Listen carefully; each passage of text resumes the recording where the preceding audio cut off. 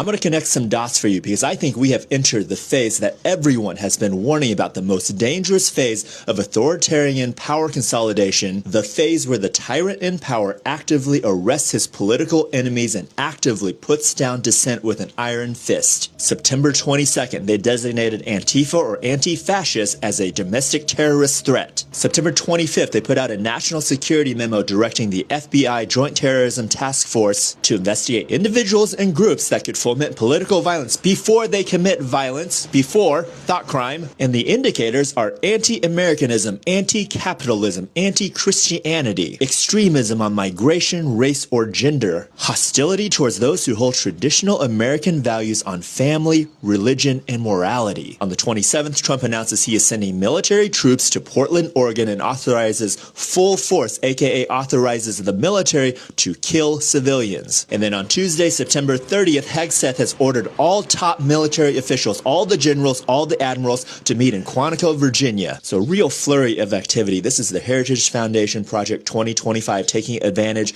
of the shock, the anger that came out after Charlie Kirk's murder. Just like how after 9/11 we got the Patriot Act when people were still angry and shocked and afraid. So now the regime has labeled a broad group of Americans, basically anyone protesting against the regime, against ICE, as domestic terrorists. They're deploying the military, they're deploying the Joint Terrorism Task Forces against these domestic terrorists, and they've given the military full force, authorization of full force. This is the weaponization of our government against our own citizens laid out in the open. Look what they just did to Comey. They indicted him because Trump wants him indicted, not because he committed a crime. Because why would you need all of the top generals and admirals to go physically to Quantico? I think it's because the regime knows they're about to do some really unconstitutional shit that is not going to sit well with top military leaders, and they want these leaders away from their commands, away from their subordinates, who would probably have more loyalty to their commanding general than to the president. Because why else would you physically pull all of these top commanders away? That makes no sense. Unless you know you're about to do some truly unconstitutional, heinous bullshit that most Americans wouldn't stand for, like arresting protesters and charging them as terrorists, like arresting all of your political enemies, like deploying the military to U.S. cities and giving them full authorization to use their weapons of war